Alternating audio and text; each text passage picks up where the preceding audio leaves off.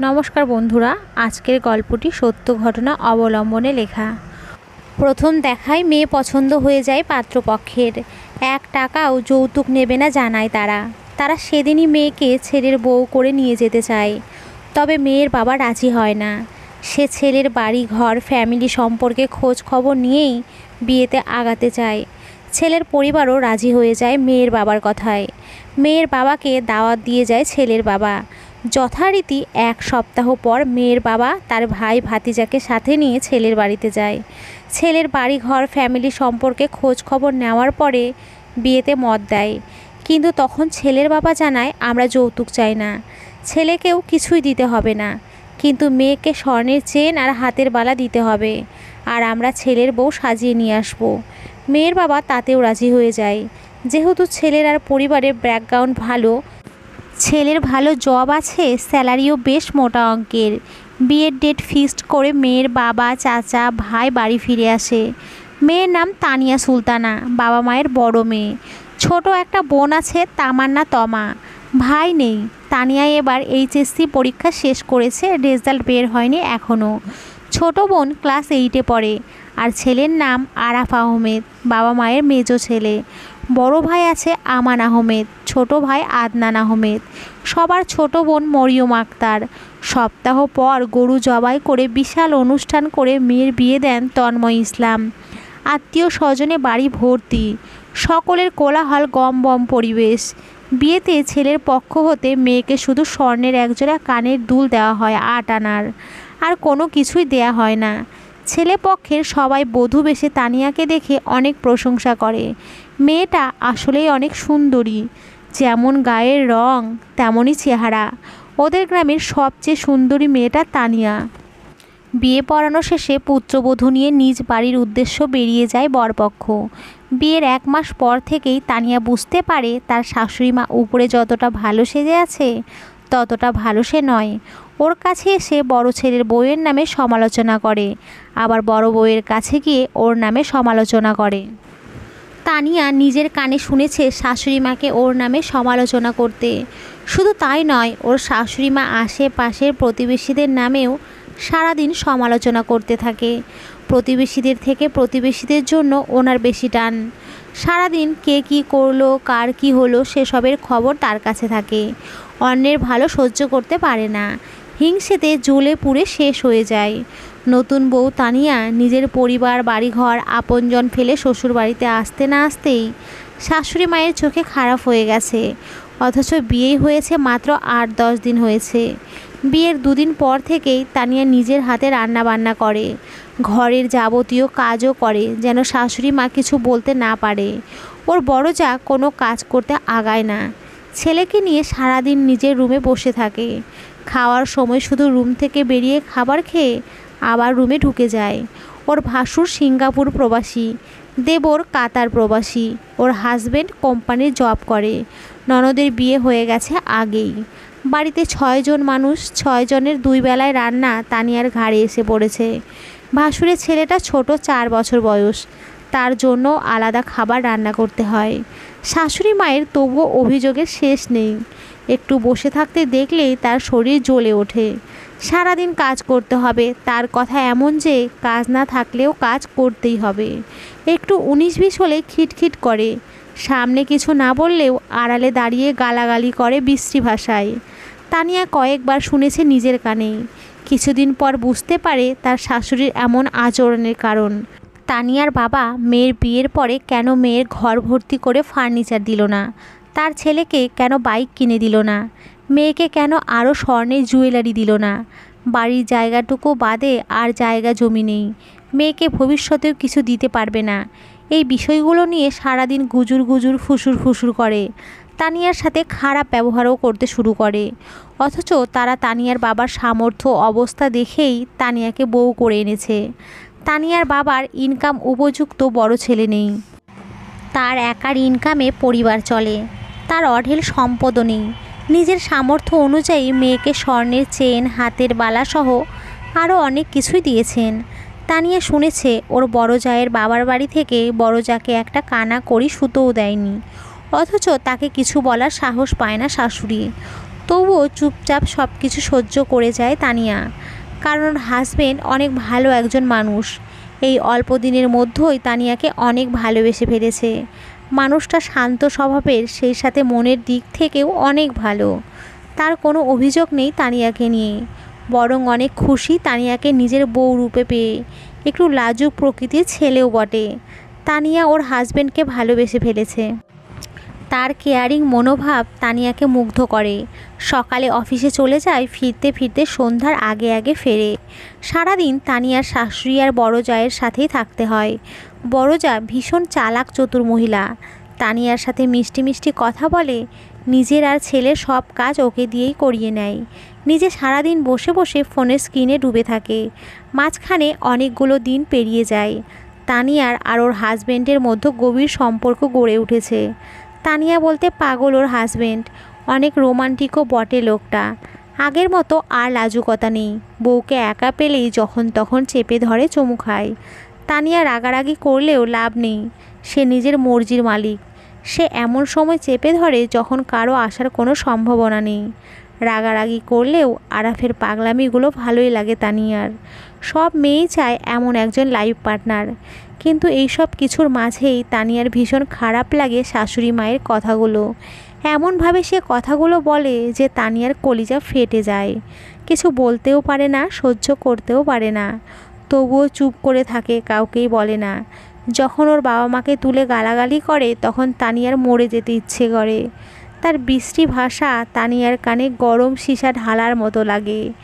যখন ফকিন্নির বাচ্চা বলে গালি দেয় তখন তানিয়ার চিৎকার করে বলতে ইচ্ছে করে, আপনারা তো আমার বাবা মায়ের অবস্থা দেখেই আমাকে এনেছিলেন, দেখতে গিয়েই আমাকে বউ করে নিয়ে আসার জন্য উতলা হয়ে উঠেছিলেন, তাহলে এখন এত অভিযোগ কেন?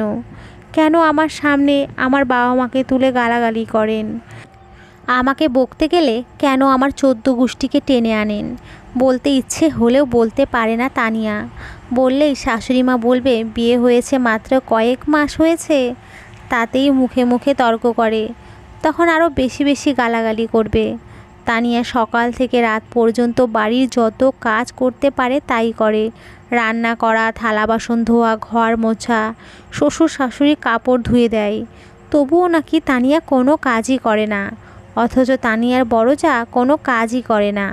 তবুও তাকে কিছু বলার সাহস পায় না শাশুড়ি, কারণ তাকে কিছু বললেই সে সাথে সাথে তার হাজবেন্ড আমানকে সব বলে দেয়।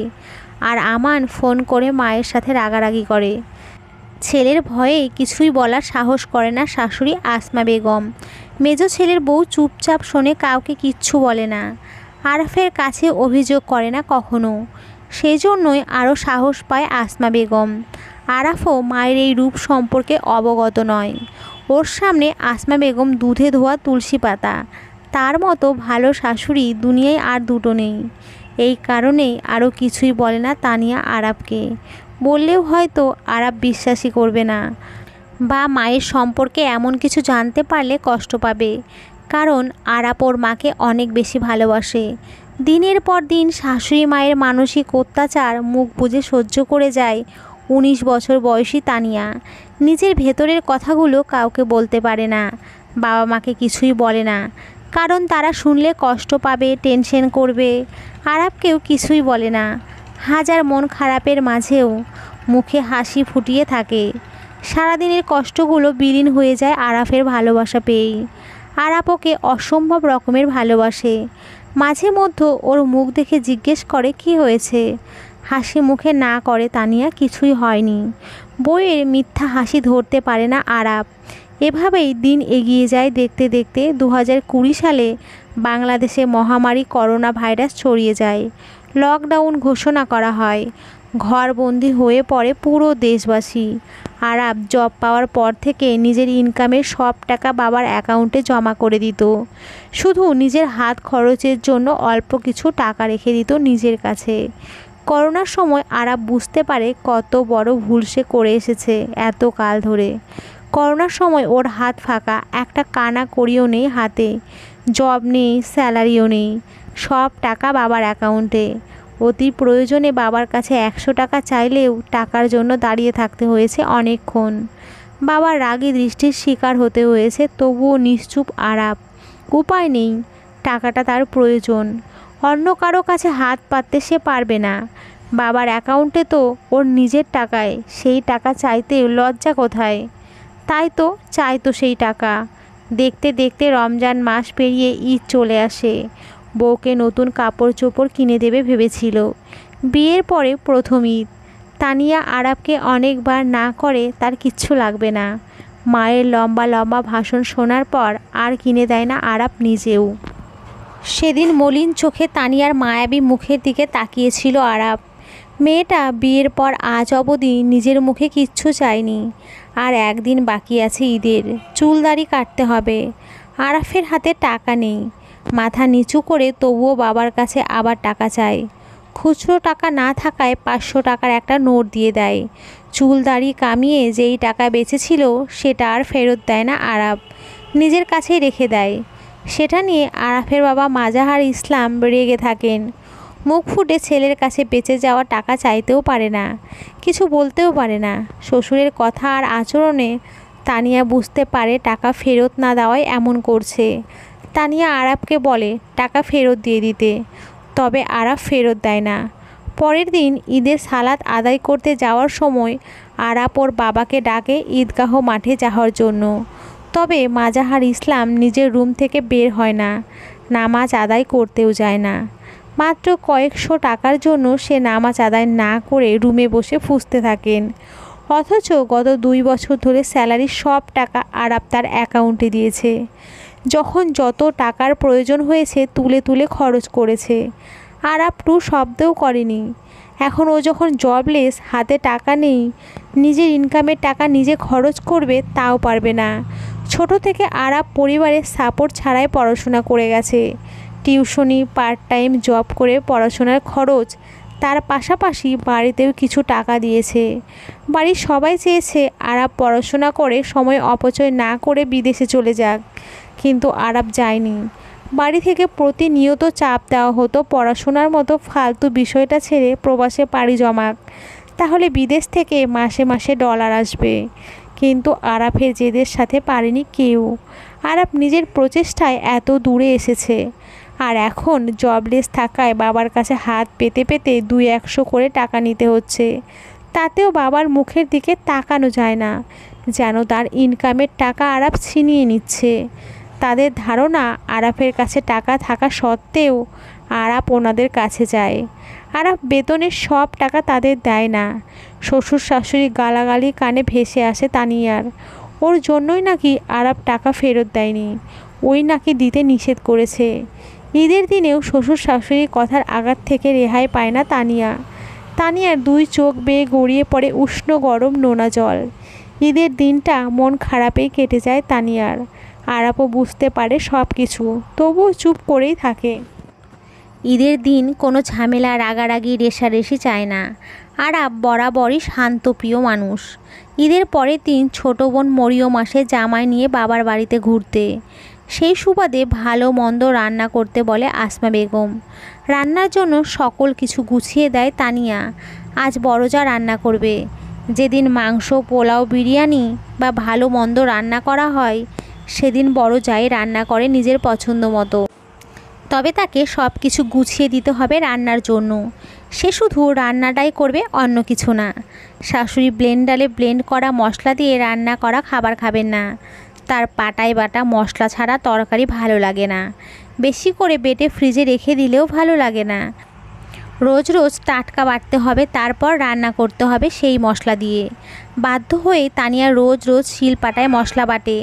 আজকে মশলা বেটে পেঁয়াজ, মরিচ সহ রান্নার সব উপকরণ গুছিয়ে দিয়ে বড় জায়ের পাশে দাঁড়িয়ে রইল। বড় জা রান্না চাপায় চুলায়, আর তানিয়া এটা সেটা এগিয়ে দেয়। রান্না শেষে তানিয়া সব গুছিয়ে রাখে ডাইনিং টেবিলে। নোংরা অপরিষ্কার থালা বাসন, হাঁড়ি পাতিল, সসপ্যান, কড়াই, ফ্রাই প্যান ধুয়ে শুকোতে দেয়।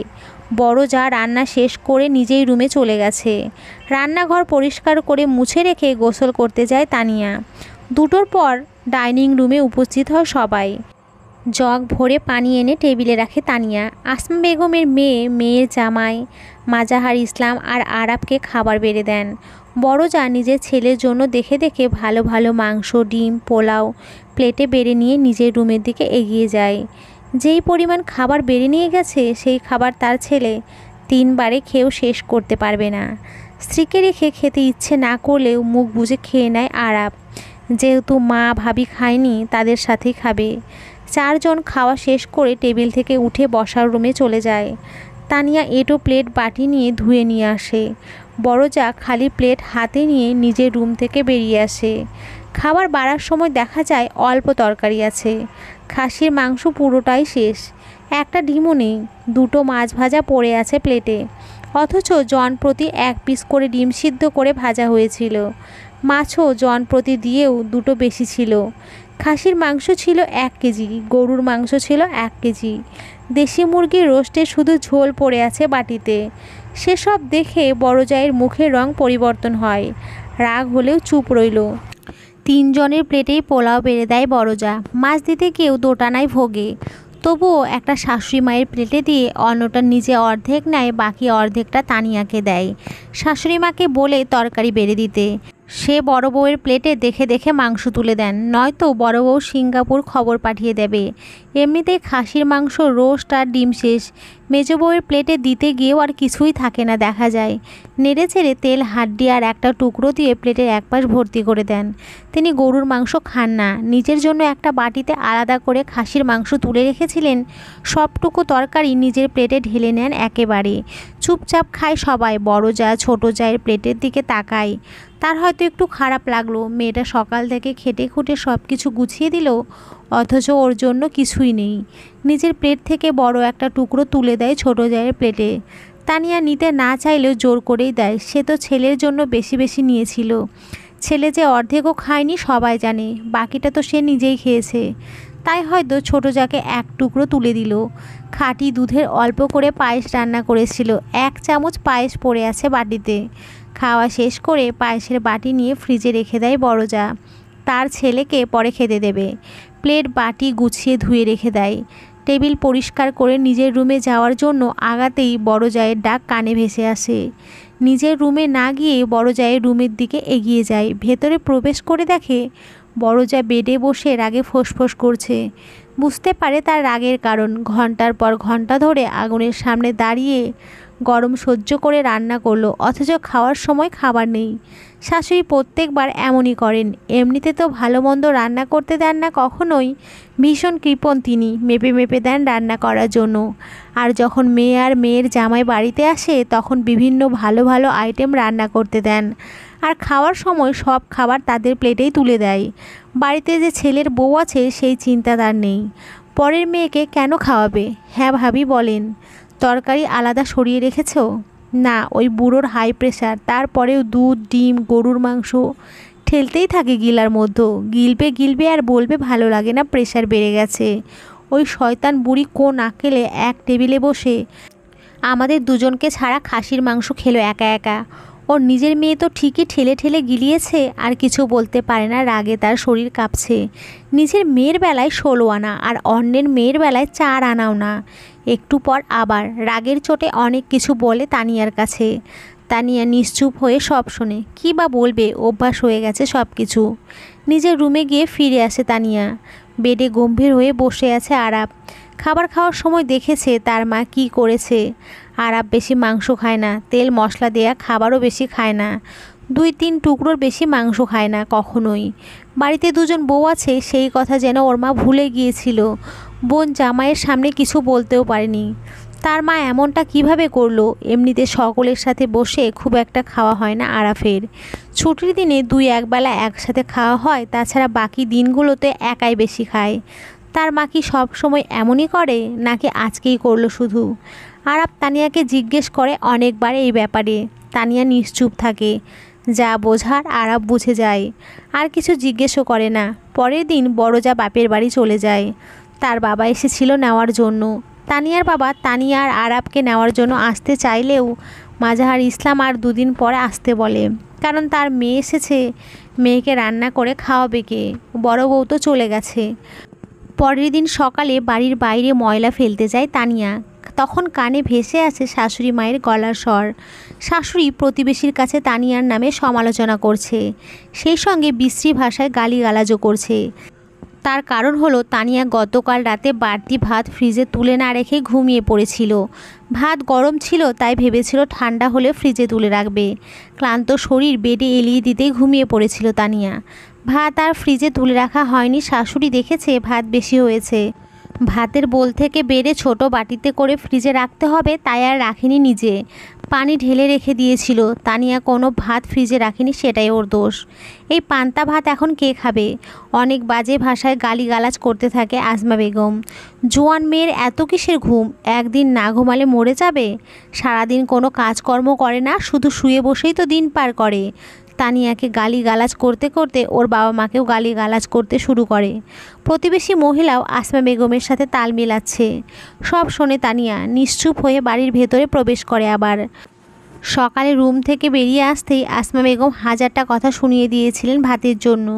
সেই সব মেনে নিলেও এই কথাগুলো মানতে পারছে না। একজন মানুষের ভাষা এত বিশ্রী কীভাবে হয়? তানিয়ার কলিজা ফেটে যাচ্ছে এইসব শোনার পরে। কেন শুয়েছিল ভাত ফ্রিজে না রেখে? একা হাতে রান্না শেষ করে তানিয়া। টেবিলে খাবার সাজিয়ে দিয়ে নিজের রুমে চলে আসে। আরাপ মাত্রই ঘুম থেকে উঠে ফ্রেশ হয়ে ওয়াশরুম থেকে বেরিয়েছে। বউকে সামনে পেয়ে আদর করে রুম থেকে বেরিয়ে ডাইনিং টেবিলে আসে। বাবা, বোন আর বোনের জামাই আগে থেকেই বসে আছে। খাওয়াও শুরু করেছে তারা। নিজেও চেয়ার টেনে বসে আরাপ। তিনজন খেয়ে উঠে যায়। আরাপ আস্তে আস্তে খাচ্ছে। তানিয়া আর আসমা বেগম খাবার খেতে বসে। তানিয়া পান্তা ভাতের বাটিটা সামনে নিয়ে বসে। আরাপ অবাক হয়ে তাকিয়ে থাকে কিছু সময়। গরুর মাংস, গরম ভাত, মাছ ভাজা রেখে পান্তা ভাত কেন খাচ্ছে? আসমা বেগম গরম ভাত প্লেটে বেড়ে সামনে দিয়ে গরম ভাত খেতে বলে। পান্তা ভাত খেতে নিষেধ করে বারবার। আরাপ নিজেও নিষেধ করে, সামনে থেকে পান্তা ভাতের বাটি সরিয়ে নেওয়ার চেষ্টা করে। তবে তানিয়া ছাড়ে না। আরাপের হাত সরিয়ে দিয়ে খেতে থাকে এক মনে। একটা কথাও বলে না। আরাপও আর কিছুই বলে না। বুঝতে পারে নিশ্চয়ই ওর মা এমন কিছু বলেছে যার জন্য তানিয়া পান্তা ভাত খাচ্ছে। আসমা বেগম বারবার নিষেধ করতেই থাকে পান্তা ভাত খেতে। তানিয়া তার দিকে চোখ তুলে তাকায়ও না পর্যন্ত। কিছুক্ষণ আগে যা যা বলেছে সেই সব শোনার পর এই গরম ভাত আর তানিয়ার গলা দিয়ে নামবে না। পান্তা ভাত নষ্ট হবে বলেই তো এত কথা। পান্তা ভাতই খাবো। বউকে পান্তা ভাত খেতে দেখে আরাফের গলা দিয়েও আর খাবার নামতে চায় না। তবুও খাবার নষ্ট হবে বলে জোর করে পানি দিয়ে গিলে খায়। রুমে প্রবেশ করতেই আরাপ তানিয়াকে জিজ্ঞেস করে পান্তা ভাত খাওয়ার কারণ। 10-12 বার জিজ্ঞেস করার পরও বলে না কিছুই তানিয়া। আরাপও নাছোড়বান্দা, শেষ পর্যন্ত না পেরে সব বলে দেয় তানিয়া। তার মা কি বলেছে সকালে সব শোনার পর কিছু সময় চুপ হয়ে থাকে আরাপ। কষ্ট হয়, খারাপ লাগে। তানিয়াকে সান্ত্বনা দেওয়া ছাড়া আর কিছুই করার নেই ওর কাছে। মাকে কিছু বলতে গেলে উল্টো তানিয়ারই দোষ হবে। বলবে তানিয়া তার ছেলেকে উস্কে দিয়েছে তার বিরুদ্ধে। সাফ সাফ না করবে এই সব কিছুই বলেনি সে। কয়েকদিনেই বেশ চিনে গেছে নিজের মাকে। ওর কাছে ওর বউয়ের নামে সমালোচনা করে এখন। আরাপ রাগ দেখালে আর কিছুই বলে না। ছেলে বউয়ের জন্য মায়ের সাথে কেন রাগ দেখাবে? সেখানেও তানিয়ার দোষ। তানিয়া তার ছেলেকে কালো জাদু করেছে, তাই ছেলে বউ পাগল। এই কথাও শুনেছে তানিয়া প্রতিবেশীকে বলার সময়। আসমা বেগম মনে করেন তার 2 ননদ, দেবরের বউ আর যাদের সে দেখতে পারে না তারা তাদেরকে কালো জাদু করে। সে মনে প্রাণে এটাই বিশ্বাস করে। ননদ দেবরের বাড়ি থেকে খাবার কিছু দিলেও না খেয়ে সব খাবার ফেলে দেয়। বাড়ির অন্য কাউকেও খেতে দেয় না। কত শত প্লেট খাবার যে ময়লার পুকুরে ফেলেছে হিসেব নেই। এই সবের হিসেব তো একদিন দিতেই হবে। পরের দিন আরাপ মাজাহার ইসলামের কাছে 2000 টাকা চায়। মুখের উপরে মাজাহার ইসলাম বলেন টাকা নেই আমার কাছে। টাকা কেন থাকবে না? শেষ হয়ে গেছে। ব্যাংকে তো আছে। ব্যাংকেও নেই। কেন, কি হয়েছে এত টাকা? আমার টাকা কি হয়েছে সেটার হিসেব আমি তোকে কেন দেব? তোমার টাকার কথা তো আমি বলিনি। আমি বলেছি সোনালী ব্যাংকের কথা। সেখানে তো আমি টাকা রেখেছি। কে বলেছে সেখানে তোর টাকা? আমার অ্যাকাউন্টে আমার টাকা, ব্যাংকে আমি রেখেছি, আমি উত্তোলন করেছি। আমার টাকা আমি খরচ করেছি, তোর কি? ওই টাকা তুমি রেখেছিলে? হ্যাঁ, আমি রেখেছিলাম। তোর টাকা হলে এখন 2 টাকা ব্যাংকে রেখে দেখা। আরাপ কিছু না বলে নিজের রুমে চলে আসে। আরাপের থমথমে মুখ দেখে তানিয়া বুঝতে পারে কিছু হয়েছে। জিজ্ঞেস করলেও কিছু বলে না আরাপ।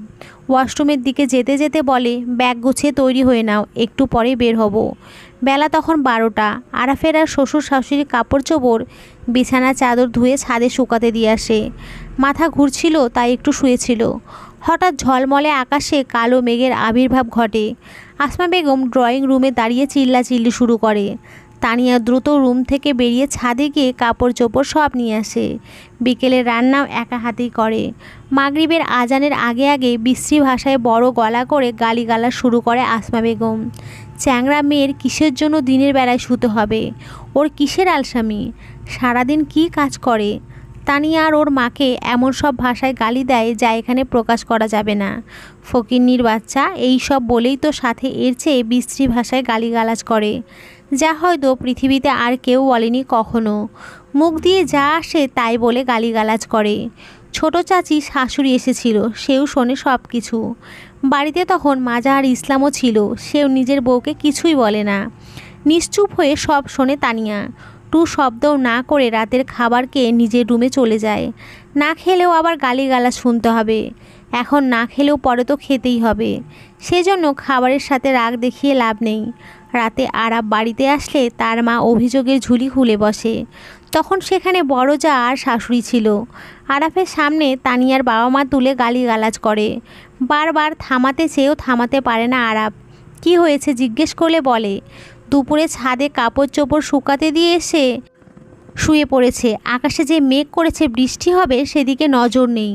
বড় যা বলে কয়টা কথা শুনিয়েছি তাই এখন তেজ দেখিয়ে নিজের রুমে গিয়ে শুয়ে রয়েছে একা একা। আরও অনেক কিছু বলে। আরাব সেদিকে কান দেয় না। মায়ের দিকে তাকিয়ে বলে, ছাদ থেকে কাপড় চোপড় এনেছে কে? তানিয়া। সকালে রান্না করেছে কে? তানিয়া। বিকেলে রান্না করেছে কে? তানিয়া।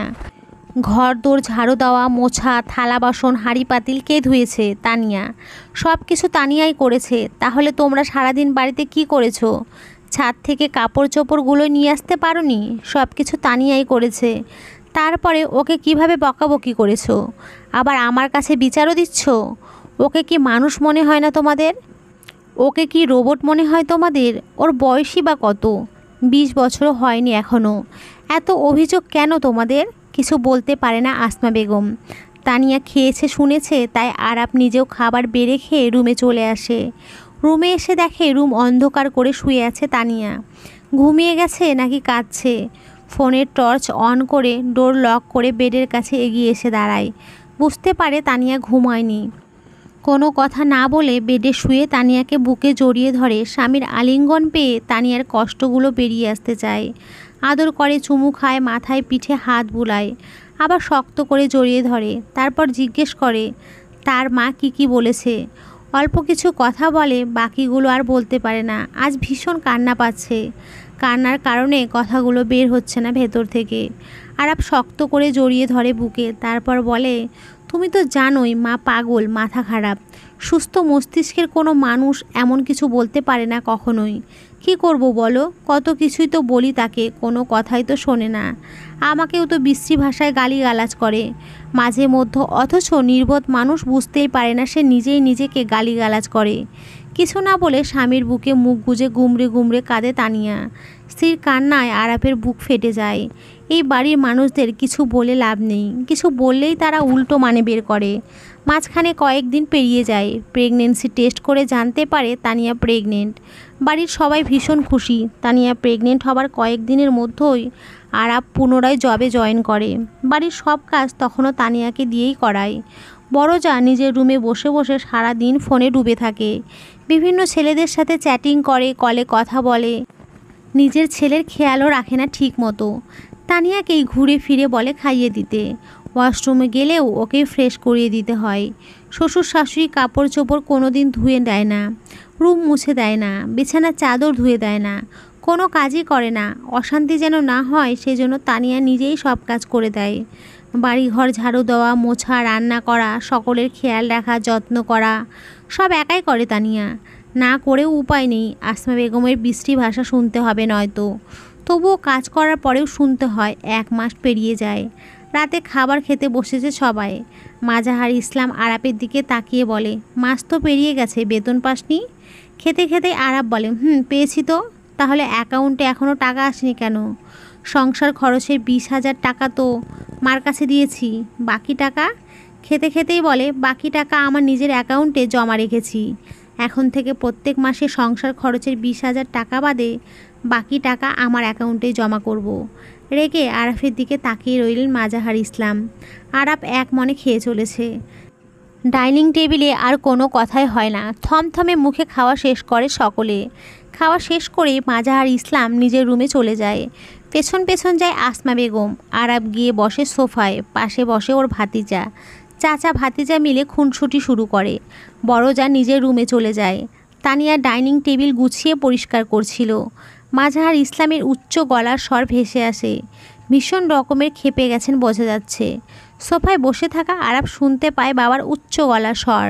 তানিয়াও শুনতে পায়। মাজাহার ইসলাম রেগে বলছেন, পোলারে খাওয়াইলাম, পড়াইলাম, বড় বানাইলাম, এখন রোজগার করতে শিখেছে, বিয়া করেছে আর বড় হয়ে গেছে, 20,000 টাকা দিয়ে সংসার চলে।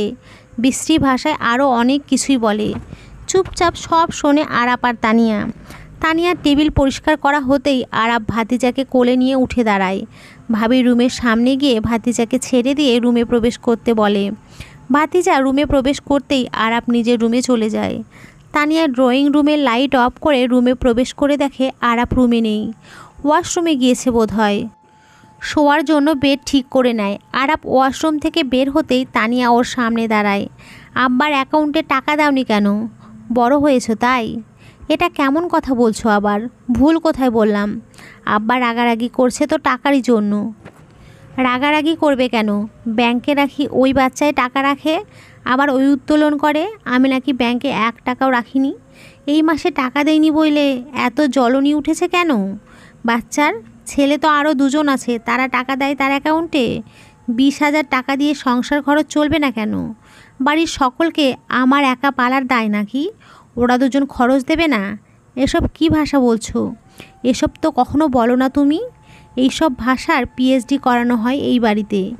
এই বাড়িতে থাকবো আর এসব শিখবো না তা তো হয় না।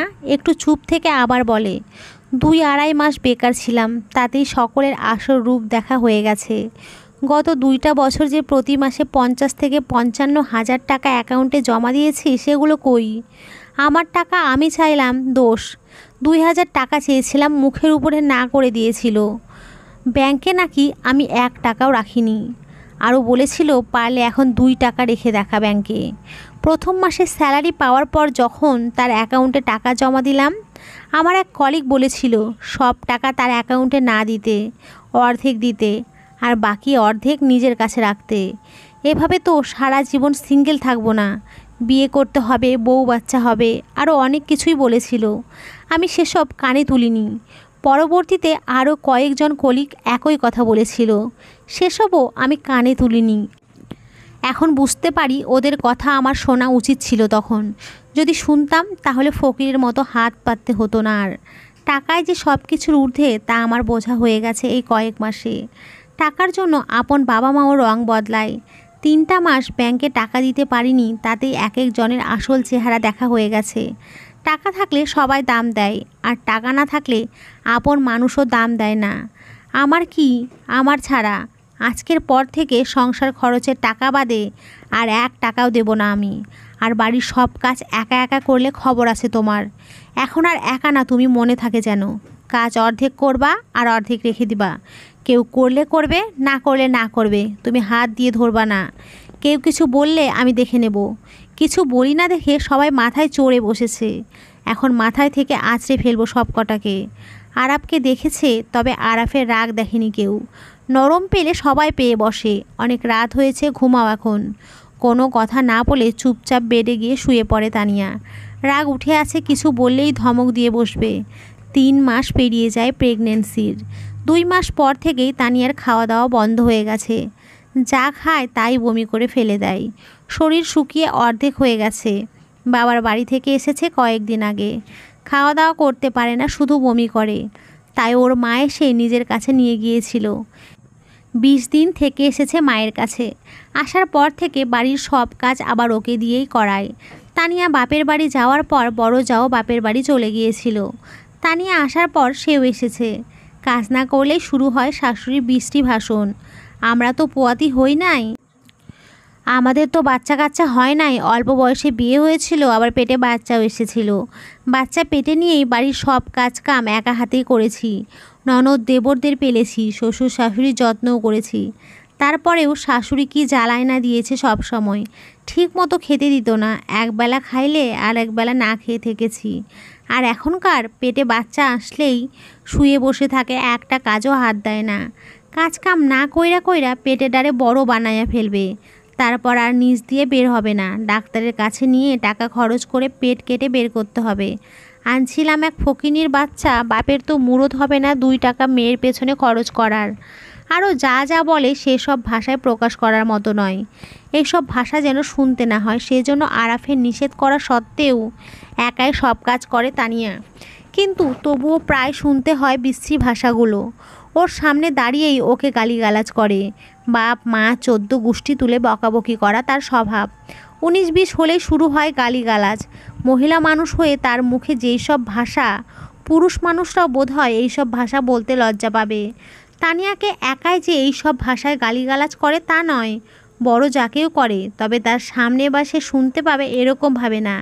প্রতিবেশীদের সামনে এভাবেই গালিগালাজ করে তাকেও।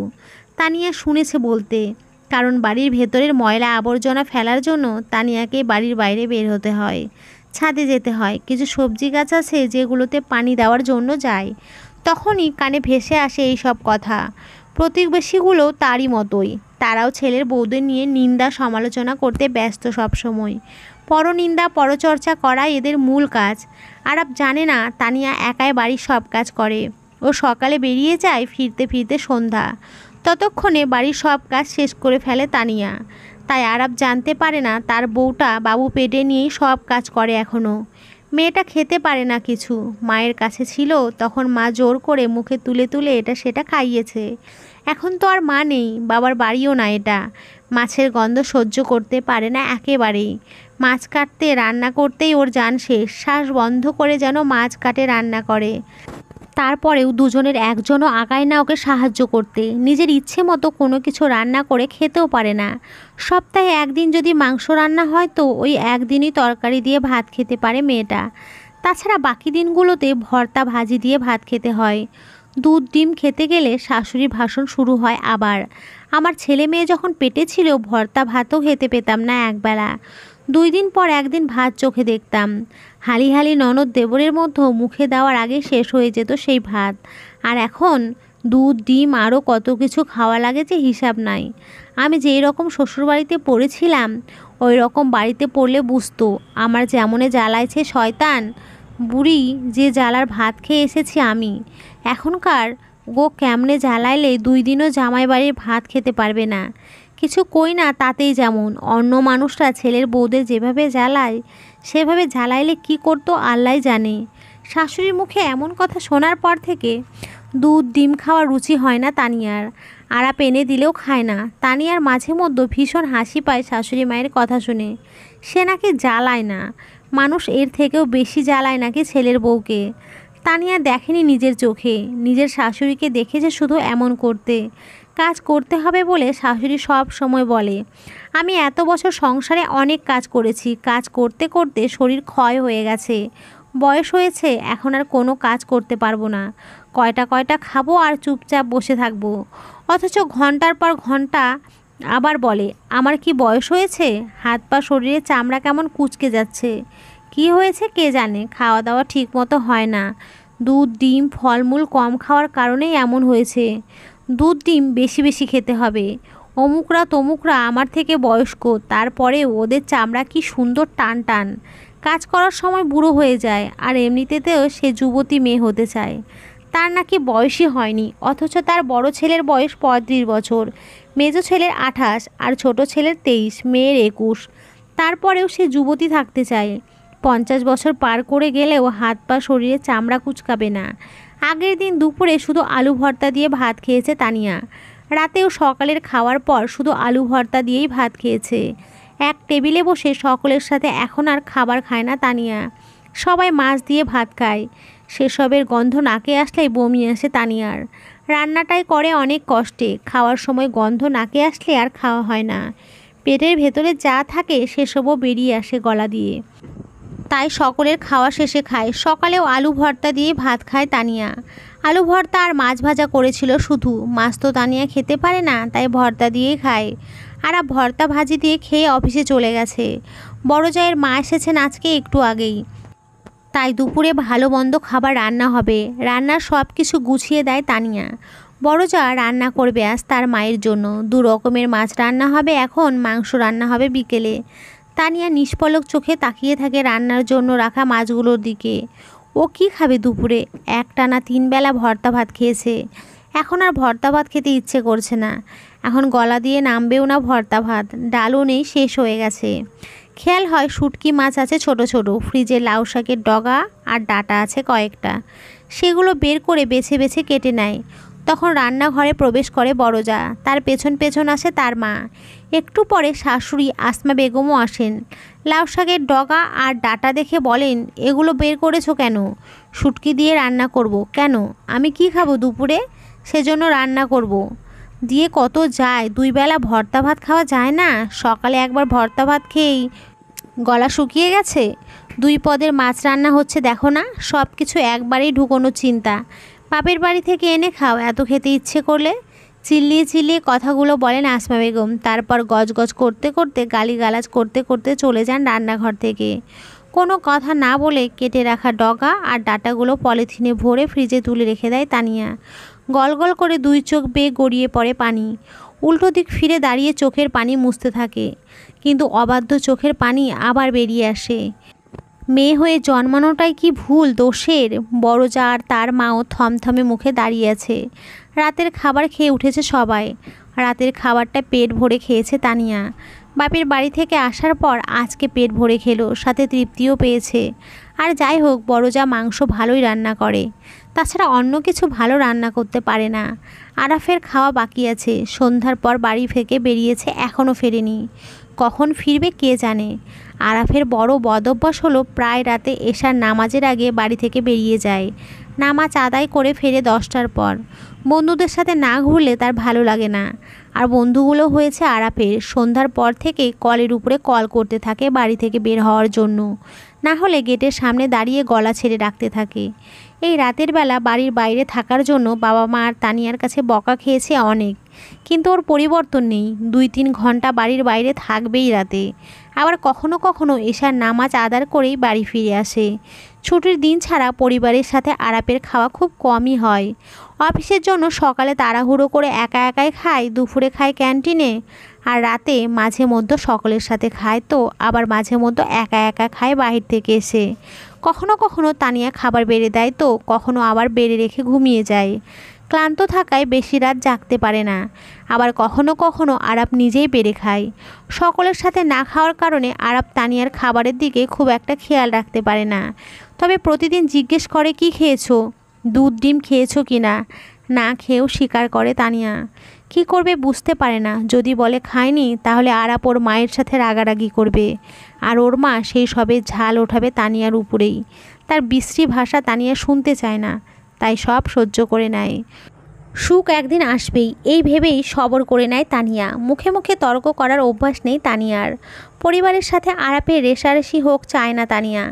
এমনিতেই কয়েক মাস ধরে পরিবারের সাথে ভালো সম্পর্ক না আরাফের। আরাফের মা আরাফের অগোচরে সারাদিন বকাবকি করে আরাফকে। আরাফের সামনে তানিয়াকেও বকাবকি করে না। আরাফ বাড়িতে থাকলে খুব বেশি কাজও করতে দেয় না, যা করে সব আরাপের অগোচরে। বোকা তানিয়া ঝগড়াঝাটি ঝামেলা হবে বলে কিছু বলেও না আরাপকে। ছেলের সামনে আসমা বেগম ভালো মা ভালো শাশুড়ি সেজে থাকে। সে জানে আরাপ তাকে অনেক ভালোবাসে। 3 ছেলের মধ্যে আরাপ তাকে বেশি ভালোবাসে, আর এই কারণেই বেশি কিছু বলে না আরাপ। ছোটোবেলা থেকে মায়ের প্রতি ওর ভীষণ টান। আরাফের মনটাও ভালো, মানুষকে মাপ করে দেয় দ্রুত। সেখানে তার বাবা মা তাদের উপরে কতদিনই বা রেগে থাকবে। আগে রেষারেষি কবেই ভুলে গেছে আরাপ। মাঝে মধ্যে কানে ভেসে আসে একটু আধটু কথা, তবে সেসব কানে নেয় না। মাঝহার ইসলামের অ্যাকাউন্টে টাকা না দেওয়ার কারণে এখনও মাঝে মধ্যে রাগারাগি করেন। আগে বেশি টাকা পেত হাতে, মেজো ছেলে অ্যাকাউন্টে টাকা জমা দিলেই উঠিয়ে নিয়ে আসতো। বেহিসেবিভাবে সেই টাকা খরচ হতো, তবে সংসারে খরচ করতো না। মাঝহার ইসলাম বাহিরে টাকা উড়াতেন। পকেট ভরে টাকা নিয়ে বের হতেন বাড়ি থেকে চায়ের দোকানে, হোটেল, বিভিন্ন জায়গায় বন্ধু বান্ধবদের পেছনে খরচ করতেন। সমাজের চোখে ধনী উদার মনের সাজতেন, ছেলের রক্ত জল করে ইনকাম করা টাকা খরচ করে। সপ্তাহে পান, সুপারি, জর্দার পেছনে অনেক টাকা খরচ করেন। স্বামী স্ত্রী দুজনেই পান খান। ছেলের বউরা দোকানদার সদাই খেলে টাকা বাড়তি খরচ হয়, আর তারা হাজার হাজার টাকার পান, সুপারি, জর্দা খেলে বাড়তি খরচ হয় না। অন্যের পেছনে টাকা উড়ালে বাড়তি খরচ হয় না। মাসে 20 থেকে 25,000 টাকা অন্যের পেছনে খরচ করতেন মাজাহার ইসলাম। এখন আর তা করতে পারেন না। এখন সবাই হিসেব করে টাকা দেয়। বড় 2 ছেলে দেয় 20,000 করে, আর ছোট ছেলে দেয় 10,000, কারণ ছোট ছেলের বউ নেই। আর ওই 2 ছেলে আগে থেকে সংসার খরচ বাদে বাকি টাকা নিজেদের কাছেই রেখে দেয়। তারা হয়তো আগেই বুঝতে পেরেছিল বাপের কাছে টাকা দিলে সেগুলো আর পড়ে থাকবে না, বাড়ি ফিরে কামলা দিয়ে খেতে হবে। দেরি করে হলেও আরাফও বুঝতে পেরেছে এটা। স্যালারির সব টাকা বাবার অ্যাকাউন্টে দিত বিশ্বাস করে। বাবা মাকে বিশ্বাস না করলে সন্তান এই পৃথিবীতে কাকে বিশ্বাস করবে? সন্তানের সবচেয়ে ভরসার স্থানই তো বাবা মা, কিন্তু সেই বাবা মাও বিশ্বাস ভঙ্গ করে দিয়েছে। টাকা তুলে খরচ করে ফেলেছে। আরাফ তবুও কিছুই বলতো না, কিন্তু মাজাহার ইসলাম যখন বলেছেন ওই টাকা আমার টাকা, আমি খরচ করেছি, পারলে এখন 2 টাকা রেখে দেখা, এই কথাগুলোই সবচেয়ে বেশি খারাপ লেগেছে আরাফের। জেদ জেগেছিল তখন, সেই জেদে আর টাকা দেয়নি বাবার অ্যাকাউন্টে। রাত 10টার পর বাড়ি ফিরে আসে আরাফ। মাজাহার ইসলাম টিভি দেখছেন। আরাফ ফিরে আসতেই কিছু সময় বকাবকি করেন, এত রাত অবধি বাহিরে থাকার জন্য। সকালে উঠেই তো অফিসে দৌড়াতে হবে, বিশ্রাম না নিয়ে বাহিরে ঘুরে বেড়ানোর কী দরকার? আরাফ চুপচাপ শোনে বাবার বকা। মাজাহার ইসলাম টিভি অফ করে নিজের রুমে চলে যান। আরাফ ডাইনিং টেবিলের কাছে এগিয়ে যায়। তরকারি জমে গেছে। তরকারির বাটি নিয়ে রান্নাঘরে যায়। তরকারি গরম করে ভাতের উপরে নিয়ে প্লেট হাতে নিজের রুমে চলে আসে। আবার গিয়ে লাইট অফ করে দিয়ে আসে। ডোর লক করে বেডের কাছে এগিয়ে যায়। তানিয়া বিভোর হয়ে ঘুমিয়ে গেছে। তানিয়ার মুখটা দেখলেই আরাফের ভীষণ মায়া হয়। মশারির কোনা খুলে মশারি সরিয়ে দেয় তানিয়ার উপর থেকে। ঝুঁকে গিয়ে চুমু খায়। ঘুম হালকা হয়ে আসে তানিয়ার। ঘুম জড়ানো চোখে তাকায়, তবে ঘুমের কারণে চোখের পাতা খুলে রাখতে পারছে না। অস্পষ্ট স্বরে কিছু বলে, কিন্তু আরাফ বুঝতে পারে না। মাঝে মধ্যেই বাহির থেকে এসে যখন ঘুমন্ত তানিয়াকে চেপে ধরে চুমু খায়, তখন তানিয়া ঘুমের ঘোরে অস্পষ্ট স্বরে কিছু বলে, কিন্তু আরাফ একবারও বুঝতে পারে না তানিয়া কি বলে। ঘুম ছুটে যাওয়ার পর তানিয়া যখন স্মরণ হয় অস্পষ্ট স্বরে আরাফকে কি বলেছিল, তখন ও নিজে নিজে হাসে। এটা তানিয়ার ছোটোবেলার অভ্যাস। ঘুমের মধ্যে ওকে কেউ ডিস্টার্ব করলে এভাবে অস্পষ্ট স্বরে কিছু বলে সব সময়। আরাফ ওয়াশরুম থেকে ফ্রেশ হয়ে এসে প্লেট নিয়ে বসে বেডের উপরে। প্লেট পাশে রেখে টেনে ওঠায় তানিয়াকে। দুলতে দুলতে বসে থাকে তানিয়া। জানে আরাফ এখন কি করবে, নিজে খাবে, সাথে ওকেও খাওয়াবে। অনেক আগে থেকে আরাফ এটা, যেদিন বড় মাছ বা মাংস রান্না হতো আর আরাফ রাত করে বাড়ি ফিরত, সেদিন এভাবেই তানিয়াকে টেনে তুলে খাইয়ে দিত আর নিজেও খেত। এখন যেহেতু তানিয়া মাছ খেতে পারে না, তাই মাংস রান্না হলে জোর করে নিজের সাথে খাওয়ায়। আজকেও তার ব্যতিক্রম নয়। তানিয়া না করলেও শোনে না আরাফ। ঘুমে দুলতে দুলতেই খায় তানিয়া। অর্ধেকের বেশি মাংস তানিয়াকেই খাওয়ায়। বেশি করে বেড়ে নিয়ে এসেছিল তানিয়ার জন্য। পানি খাইয়ে মুখ মুছিয়ে দিতেই তানিয়া শুয়ে পড়ে। বেচারি ছোট থেকেই ভীষণ ঘুম কাতুরে। আগে তো পড়তে বসলে বইয়ের উপরেই ঘুমিয়ে যেত সন্ধ্যার পর। ওর মা কোনোভাবেই ওকে রাতের খাবার খাওয়াতে পারতো না সেদিন। খাইয়ে দিলেও খেত না। ঘুমের ঘোরে মাকেই ধমকাধমকি করতো। অস্পষ্ট স্বরে অনেক কিছু বলতো। আরাফ প্লেট গ্লাস রেখে হাত ধুয়ে এসে মশারি টাঙিয়ে নেয় আবার। লাইট অফ করে তানিয়াকে জড়িয়ে ধরে ঘুমিয়ে যায়। যত দিন যাচ্ছে তানিয়ার পেট ধীরে ধীরে উঁচু হয়ে উঠেছে। শীতের আগমন ঘটছে এখন। সকালবেলা 8টার আগে তানিয়াকে রুম থেকে বের হতে দেয় না আরাফ। চেপে ধরে নিয়ে শুয়ে থাকে। মা ভাবি যখন ওঠে না, তখন ওর বউ কেন উঠবে? ফজরের নামাজ আদায় শেষে জোর করে ধরে নিয়ে কম্বলের নিচে শুয়ে থাকে। অফিসের সময় শোয়া থেকে উঠে দ্রুত ফ্রেশ হয়ে বেরিয়ে যায় খাবার না খেয়েই। তারপর তানিয়া রান্না করে। খেতে খেতে সকালের খাবার খেতে অনেক দেরি হয়ে যায়। আরাফ রুমের টোস্ট, বিস্কুট, কেক হাবিজাবি এনে রাখে। সকালে নিজে খায়, তানিয়াকেও জোর করে খাওয়ায়। বাকি সবাই নিজেরা এনে খেলে খাবে, না খেলে না খাবে। ওর ঠেকা পড়েনি সবাইকে এনে খাওয়ানোর। টাকা দেয়, যার যারটা কিনে এনে খাক। তবে মাঝে মধ্যে মায়া করে মাকে বিস্কুট এনে দেয়। যদিও ওর বাবাকেও নিয়ে আসে রোজ, তবুও আরাফ এনে দেয়। ভাতিজাকে দোকানে নিয়ে গিয়ে খাওয়ায়, তবে ভাবিকে এনে দেয় না। ভাবির উপরে ভীষণ রাগ ওর। তানিয়ার শাশুড়ি আসমা বেগম বড় মুখ করে সব সময় বলেন তার 3 ছেলের এক ছেলেরও মেয়ে হবে না, 3 ছেলের শুধু ছেলেই হবে। তানিয়া বা বড় যা বলে না কিছু, আল্লাহ তাআলা যা দেন দেখা যাবে পরে। মাঝহার ইসলাম সব সময় বলেন তানিয়ার মেয়ে হবে। বাবু পেটে এসেছে শোনার পর থেকেই তিনি এই কথা বলেন যে তানিয়ার মেয়েই হবে। এত কনফিডেন্স নিয়ে বলার কারণ জিজ্ঞেস করলে মাঝহার ইসলাম বলেন, আমি তানিয়াকে একটা ডিম খাইয়েছি কালো মুরগির। তানিয়া হেসে বলতো, কালো মুরগির ডিম খেলে মেয়ে হয় নাকি? না, কিন্তু তোকে আমি যেই ডিম খাইয়েছি সেটা কালো মুরগির ডিম হলেও সাধারণ ডিম ছিল না। তুমি দেখে নিও, তোমার মেয়েই হবে। তানিয়ার শ্বশুর জাদু মন্ত্র জানেন, কবিরাজি করেন সে, তার কাছে অনেক মানুষ আসে। এসব করানোর জন্য হয়তো ব্ল্যাক ম্যাজিকও করেন, তবে শিওর না। আবার কারো ক্ষতিও করে না, ভালোর জন্যই করেন এসব। তবে ব্ল্যাক ম্যাজিক তো ব্ল্যাক ম্যাজিকই, এইসব ফুপড়ি কালাম করা হারাম। এখন আল্লাহ তাআলা ভালো জানেন সে কি করেন। আরাব বিশ্বাস করেন না এসব, ওর সামনে ওর বাবা এসব করেন না, করলে রাগারাগি করে আরাব। আগের থেকে তানিয়ার বমি কমে গেছে, এখন আর আগের মতো বমি হয় না। তবে মাছ খেতে পারে না এখনও, আগের চেয়ে কিছুটা সাহস হয়েছে এখন। শাশুড়ি 2-1টা কথার উত্তর দেয়, তাই বেশি কিছু বলে না এখন। ডর ঢুকেছে যদি আরাবকে বলে দেয়, কিন্তু তানিয়ার আড়ালে বকাবকি গালিগালাজ ঠিকই করে। তানিয়ার কানে ভেসে আসে মাঝে মধ্যে, কারণ তানিয়ার শাশুড়ি নিচু গলায় কথা বলতে পারে না, বড় গলা করে বলে আর তানিয়ার কানে ভেসে আসে। বাড়িতেও গজগজ করে, তবে সেসব এখন আর গায়ে মাখে না বেশি। স্বাস্থ্য বেড়েছে আগের চেয়ে তানিয়ার, শ্বশুর আগের চেয়ে কিছুটা ভালো হয়েছে।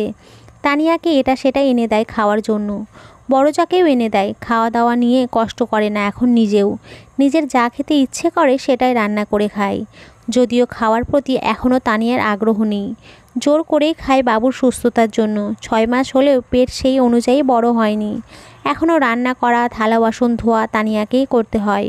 ও না ধুলে থালা বাসন হাঁড়ি পাতিলের মতো কেউই হাত দেয় না। মাঝে মধ্যে বড় যা রান্না করে, তবে থালা বাসনে হাত দেয় না। শ্বশুর শাশুড়ির সেবা যত্ন তানিয়াকেই করতে হয় এখনও। শ্বশুরের কাপড় চোপড় ময়লা হয়ে স্তূপ জমে যায়, হাত দেয় না কেউ। শাশুড়িও নিজের কাপড় চোপড় ধোয় না, জমা করে রেখে দেয়। বড় যা তো ওইসব কাপড় চোপড়ের মধ্যেও জীবনেও হাত দেবে না, ওকেই ধুতে হয়। তবে আরাব নিজের কাপড় চোপড় এখন নিজেই ধুয়ে দেয়। তানিয়ারগুলোও ধুয়ে দিতে চায়, কিন্তু তার আগে তানিয়া নিজেই ধুয়ে দেয়। হাজবেন্ডকে দিয়ে নিজের কাপড় চোপড় ধোয়ানোর মতো মেয়েও না। সময় গড়ায় তানিয়ার ডেলিভারির সময় হয়ে আসে।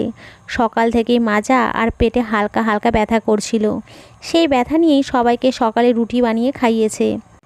তানিয়ার পাশে দাঁড়িয়ে আরাব রুটি খায় ডিম ভাজি দিয়ে, জোর করে কয়েকবার তানিয়ার মুখেও পুড়ে দেয়। তানিয়াকে অস্বাভাবিকভাবে নড়াচড়া করতে দেখে বেশ কয়েকবার জিজ্ঞাসা করে কি হয়েছে। কিছু হয়নি বলে ব্যাপারটা উড়িয়ে দেয় তানিয়া। 20 দিন আগেই তানিয়াকে নিজের কাছে নিয়ে যাওয়ার জন্য এসেছিল তানিয়ার বাবা মা, জোর করেও নিয়ে যেতে পারেনি আরাফের কারণে। ও কিছুতেই তানিয়াকে যেতে দেবে না। সবাই রাজি হলেও আরাব কোনোভাবেই রাজি হয় না। গতবার যখন তানিয়া বাবার বাড়িতে গিয়েছিল তখন 20-25 দিন থেকে এসেছিল। ওই সময়টা তানিয়াকে নিয়ে আজে বাজে স্বপ্ন দেখত আরাব। ঘুম থেকে লাফিয়ে লাফিয়ে উঠত, কখনো কখনো ভয়ে আতঙ্কে চোখ দিয়ে পানি বেরিয়ে আসতো। তানিয়াকে কল করে রাগারাগি করতো চলে আসার জন্য। নিতে যেতে চাইলেও তানিয়া না করতো, আরও কয়েকদিন পর আসবে। তখন থেকে ভয়ে আতঙ্কে দিন কাটে আরাফে।